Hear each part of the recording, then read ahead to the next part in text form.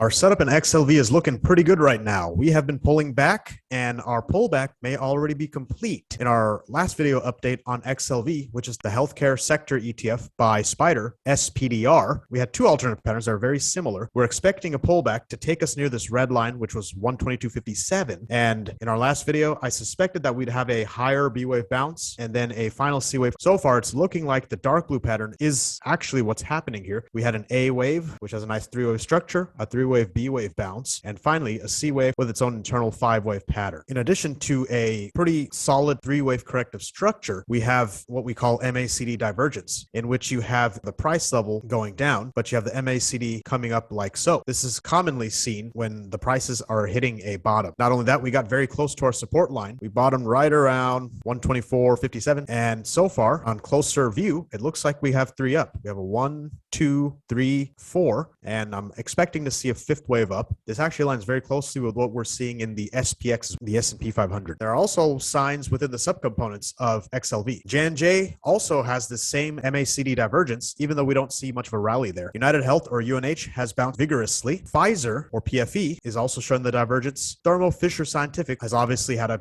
very good bounce, as has Abbott Laboratories, or ABT. Merck has entered our top 6 within this ETF just because of its strong rally. And finally, AbbVie is in the middle of a solid bounce as well, just as the broader XLV sector ETF. With all of these developments on the micro picture, our big picture target for the wave 5 of a larger wave 3 of 150 still stands. And we're still looking for that top to occur mid-December all the way into mid-January. As promised in the previous video, there is a great leverage call option play setup that we have in place, and I'm focusing mainly on January 21st strikes. I would have preferred to have bought February strikes. However, there is nothing available in February at the moment if you're trying to go long call options, and March currently has very low liquidity. The strikes that I have personally entered are 135 and 140 strike calls. These are January 21st of 2022 call options with strikes at 135 and 140. As for the return projection, we are assuming that the volatility is going to remain constant and that we hold these options all the way to expiration. In reality, we would never do that, but it makes the calculation a bit easier. It gives us a rough ballpark estimate of what kind of returns we can see. For the 135 strike, the call option at expiration would be worth $15, and currently the price is standing at $1.25, which would give us a 12x return. The 140 call would be worth $10, and it is currently priced at 45 cents approximately. That would give us a 22x return. As for when to enter, you can get in right now. I actually did some buying over the past few days. However, if you would like to see more of a 5-wave setup, as we see in this smaller